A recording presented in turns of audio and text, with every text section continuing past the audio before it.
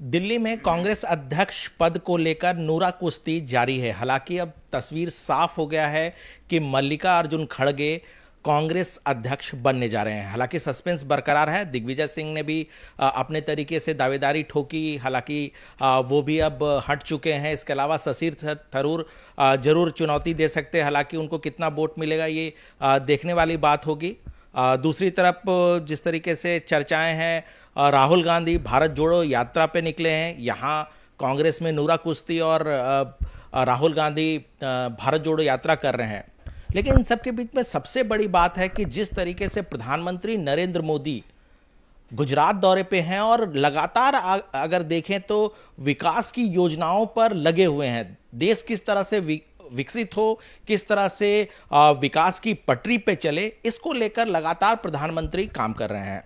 अभी हमारे साथ बीजेपी के राष्ट्रीय प्रवक्ता, बीजेपी के वरिष्ठ नेता सैयद शाहनवाज हुसैन हैं। इन्हीं से जानते हैं सीधे तौर पर कि शाहनवाज जी, एक तरफ जिस तरीके से प्रधानमंत्री को हम देखते हैं लगातार कभी बैठते नहीं हैं और लगातार देश का किस तरीके से विकास हो उस पर लगे रहते हैं, दूसरी तरफ लगातार हम देखते हैं कि कई दिनों से लगातार कि कांग्रेस में किस तरह से सरफुटअव्वल चल रहा है, क्या कहेंगे? देखिए, ये देश का सौभाग्य है कि हमें एक ऐसे प्रधानमंत्री मिले जो कोई आराम नहीं करते। उनके लिए आराम हराम है, दिन रात मेहनत करते हैं, अर्बन कनेक्टिविटी में लगे हैं। जहां वो गांव को जोड़ रहे थे, ऑप्टिकल फाइबर से जोड़ा, अपनी स्कीम से जोड़ा, उन्होंने गरीबों के लिए काम किया, पानी के लिए काम किया, जो जल के लिए काम किया, जल जीवन है और उसके लिए उसको इन्वायरमेंट के लिए काम किया। देश के अंदर कोरोना काल में जब पूरी दुनिया संकट में थी तो भारत का सौभाग्य था कि एक ऐसा नेता मिला जिसने उस संकट से भारत को उबारा और 70 देशों की मदद भी की। पूरी दुनिया में एक ग्लोबल लीडर है और वो हमारे पास। हमारे पार्टी के नाते तो हमें गर्व है कि उनके साथ हम लोगों ने काम किया, उनकी पार्टी में काम कर रहे हैं। दुनिया की सबसे बड़ी पार्टी है, दुनिया का सबसे बड़ा नेता हमारे पास है और वो काम को काम, कोई काम छोटा बड़ा नहीं मानते, वो काम को काम के तौर पे लेते हैं। और यही वजह है कि आज गुजरात के दौरे पे एक दिन में एक एक प्रोग्राम में लाखों लोग आ रहे हैं। खेल से जोड़ा, देखिए वो दुनिया का सबसे बड़ा स्टेडियम, पैर रखने की जगह नहीं थी। कोई कार्यक्रम हो उसमें लोग कितना प्यार करते हैं। 38,000 करोड़ से ज्यादा का प्रोजेक्ट लेकर गुजरात के वंदे भारत एक्सप्रेस का आज उद्घाटन किया। तो वो दिन रात काम में लगे हुए हैं। और जहाँ तक कांग्रेस पार्टी का सवाल है, वो जुड़े हुए भारत में भारत जोड़ो और कांग्रेस छोड़ो यात्रा में लगे हुए हैं। तो एक तरफ वो भारत जोड़ रहे हैं और दूसरी तरफ उनके नेता सिर्फ बयानबाजी कर रहे हैं और नरेंद्र मोदी जी काम कर रहे हैं।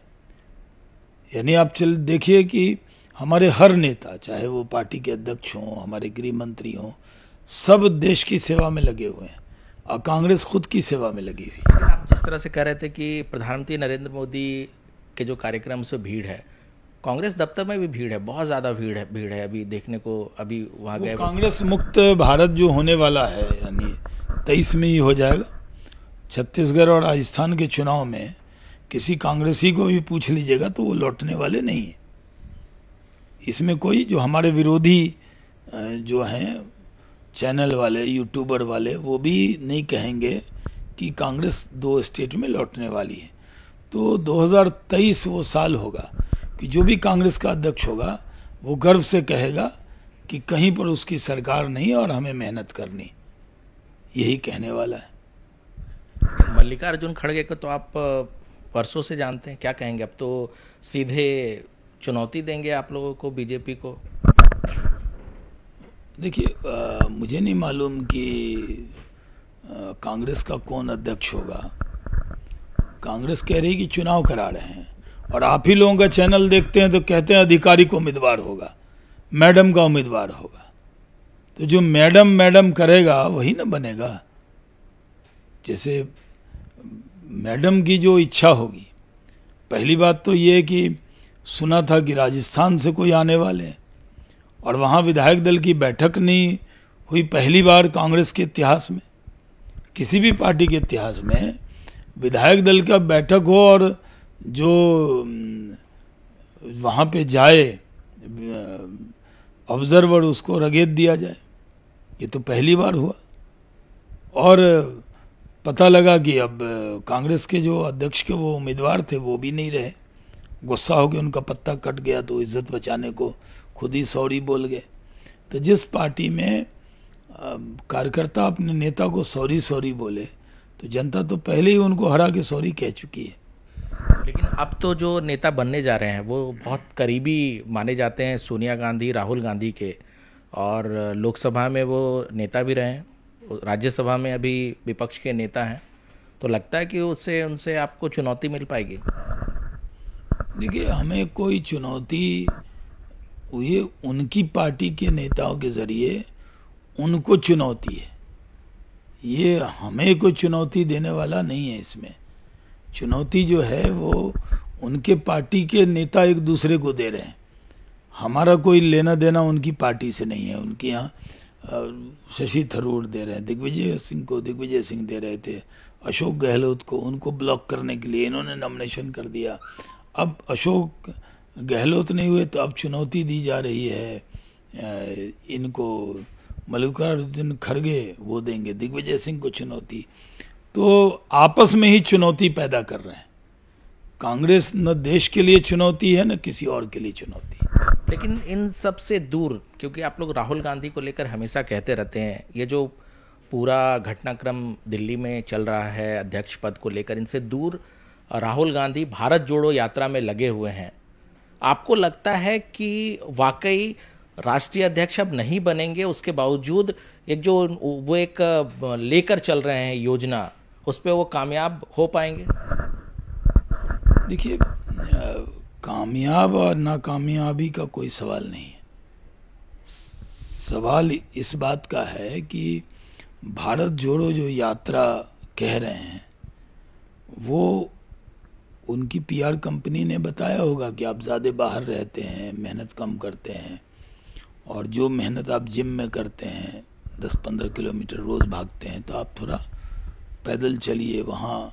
और उसी एरिया में तय किया कि जहाँ तमिलनाडु में वो सरकार में शामिल थे, केरल में मुख्य विपक्ष हैं, कर्नाटक में वो सरकार में रहे, तो रूट भी उनको कांग्रेसी जहाँ कुछ संख्या आ जाए तो वो रूट उन्होंने बनाए, ये उनका हक है, तो उससे कोई फ़र्क पड़ने वाला नहीं है।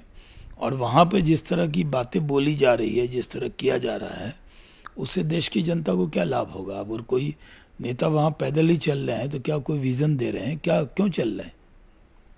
उनके वहाँ चलने से भारत जुड़ जाएगा? भारत जुड़ा हुआ नहीं है।